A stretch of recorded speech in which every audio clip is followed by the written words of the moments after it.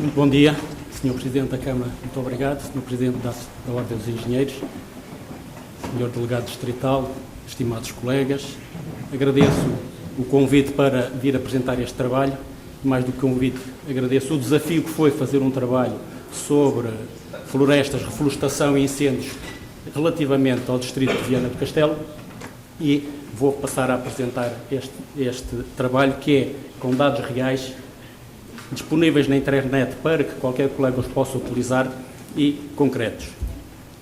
Portanto, eu sou engenheiro florestal de formação base, depois especializei-me em detecção remota e sistemas de informação geográfica e, para além do meu trabalho académico na universidade, também costumo colaborar com a sociedade civil em trabalhos de engenharia florestal. Gostaria que passássemos a chamar ou de introduzir o tema fogos rurais e não fogos florestais, porque se no início da década de 90 falávamos em fogos florestais e que consumiu essencialmente floresta e mato, no ano passado e este ano já começamos a ver que 20% dos fogos são em agricultura, 12% em floresta e o restante é que é em mato. Portanto, gostava de introduzir o tema fogos rurais e não fogos florestais, porque efetivamente a maior parte dos fogos começa ou nas zonas de mato ou na interface agrícola-florestal e arder a floresta é uma consequência de ter acontecido um fogo florestal, não é na floresta que nós temos o início das ignições florestais. Portanto, vou falar da área de estudo, vou apresentar a Carta de Ocupação do Solo para 90 e 2010, 2010 é a última que temos disponível com um grau de detalhe, fazer a análise dos fogos entre 90 e 2017 e depois mostrar qual é a implicação da limpeza da faixa à volta da zona de contacto entre o urbano e o rural e como é que se pode desenvolver um plano de arborização sustentável e equilibrado. Portanto, o Distrito de Viana do Castelo tem aproximadamente 222 mil hectares, compreende 10 concelhos e cerca de 209 freguesias. Em termos de altimetria, tem zonas essencialmente planas na faixa litoral e as zonas mais elevadas nos concelhos do interior, nomeadamente na zona do Parque Nacional da Peneda Gerês. Em termos de declive do território, também é um território maioritariamente plano devido a esta zona mais litoral e as poucas zonas muito declivosas acontecem todas na zona mais interior, novamente na zona onde se localiza o Parque da Peneda Gerês. Em termos de organização florestal, é muito rico em matas nacionais e perímetros florestais. Podemos ver que a maior parte do espaço florestal, e quando falo agora em espaço florestal, não é só com árvores, portanto, todo o espaço com árvores e mato está organizado em perímetros e matas nacionais. Isto, aparentemente, é uma boa situação, porque temos o Estado a gerir todo este território florestal. Em termos de uso e ocupação do solo, podemos ver que já em 90 as zonas de mato e zonas pouco cobertas eram predominantes na paisagem, zonas essencialmente de rocha nua com pouca vegetação também predominavam, mas depois tínhamos uma grande componente florestal.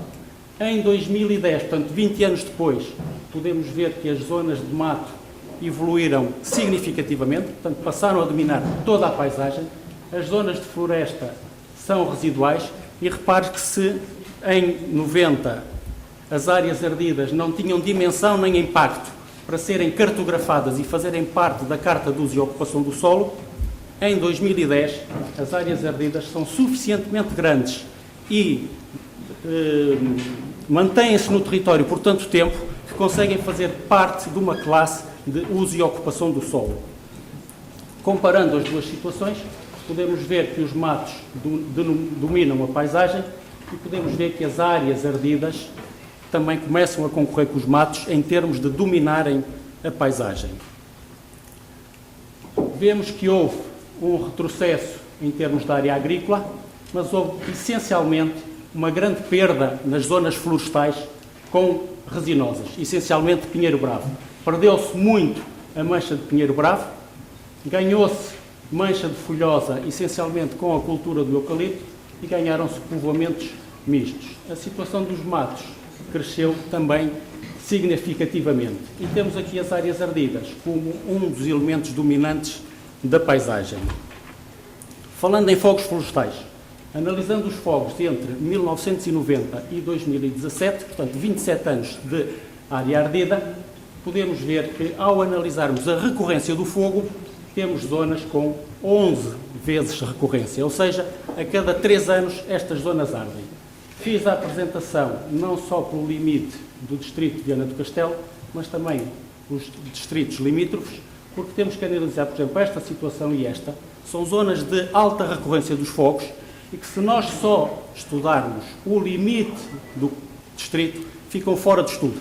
A minha experiência em termos de trabalhos na área florestal de planos municipais de defesa da floresta contra incêndio e em termos de sistemas de informação geográfica, mostram-me que a maior parte dos utilizadores corta a sua informação pelo limite da área de estudo. E depois esquece de tudo o que está à volta. E os fogos florestais não conhecem, ou as pragas florestais, não conhecem limites administrativos. Portanto, quando fazemos um trabalho desta natureza, temos que ter sempre em linha de conta o que é que acontece à volta do nosso território.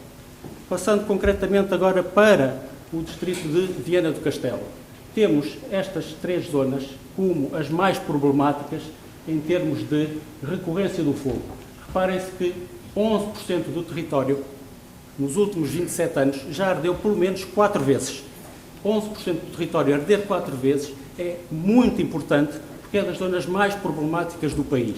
Ainda que este distrito seja das zonas mais úmidas do país, que é onde chove mais em termos de queda pluviométrica anual, é também uma das mais problemáticas, quer pela fragmentação da paisagem, quer pela fragmentação territorial demográfica. E agora, analisando em termos de área ardida, podemos ver que, se só considerarmos a área ardida projetada, uma vez que os incêndios recorrentes consomem a mesma área, só em termos de área ardida projetada, nos últimos 27 anos, ardeu 90 mil hectares, ou seja, 40% do território. Mas se nós considerarmos a recorrência do fogo, ou seja, se multiplicarmos a área ardida pelo número de vezes que ardeu, já ardeu quase a totalidade do concelho. Portanto, o concelho tem 222 mil hectares e já arderam 203 mil hectares em 27 anos, fruto desta recorrência. Qual é o impacto em termos florestais? Temos agora, por baixo, a projeção das áreas florestais geridas pelo Estado, matas nacionais e perímetros florestais, que mostrei há pouco, e por cima, a recorrência dos fogos. A área a castanho é a que não ardeu, a área colorida é a que ardeu. Isto significa que as nossas manchas florestais, em mata nacional ou em perímetro florestal, arderam todas. Lembram-se há bocado de eu ter referido um território que ficava neste local, é o perímetro florestal de Boelhosa, que a cada 2, 3 anos arde. 80% do perímetro já ardeu. Reparem, este perímetro da Serra da Arga ardeu 97% ou 98% do seu território. Portanto, temos o território organizado num espaço florestal gerido pelo Estado e todo esse espaço, nos últimos 27 anos, ardeu praticamente todo. Passando agora ao que está atualmente em tema de discussão. O que é preciso limpar em torno dos aglomerados... Desculpem. O que é preciso limpar em torno dos aglomerados populacionais? Com base na Carta da Ocupação do Solo, criou-se a Carta de Zonas Urbanas, tecido urbano. E este resultado gráfico é todo o território que o distrito de Viana do Castelo tem que mandar limpar. Este resultado que está aqui é só para o tecido urbano disperso. Portanto, nós temos tecido urbano consolidado, que são as grandes cidades, temos tecido urbano predominantemente horizontal consolidado, que são as periferias das grandes cidades, e depois temos o tecido urbano disperso, que são os pequenos aglomerados populacionais dispersos pelo território. Portanto, se considerarmos só o território disperso, os 100 metros de faixa que é preciso limpar, desculpem, nós vamos ter que limpar 9 mil e qualquer coisa hectares. Portanto, 10 mil hectares vai ser preciso limpar. Este resultado dos 3.800 hectares diz só respeito ao que é preciso limpar nas zonas florestais. Estas são problemáticas, porque esta zona de influência à volta dos aglomerados populacionais tem essencialmente agricultura, áreas ardidas, que vai ser preciso limpar, espaços verdes urbanos, mas este é que é o principal questão. São as zonas de mato, com cerca de 1000 hectares, são as zonas de floresta que é necessário limpar. Portanto, vamos ter que limpar 3.900 hectares. O que é que significa? Utilizando os dados publicados pelo ICNR quanto às limpezas florestais e considerando que o território pode ser limpo por uma máquina pesada com um destroçador de correntes ou de facas, que é a situação mais económica, digamos assim, é aquela que é utilizada para limpar as faixas por baixo das linhas de média e alta tensão, nós estamos a falar nestes valores. Portanto, no mínimo vai custar 800 mil euros, no máximo vai custar 1.300.000 euros.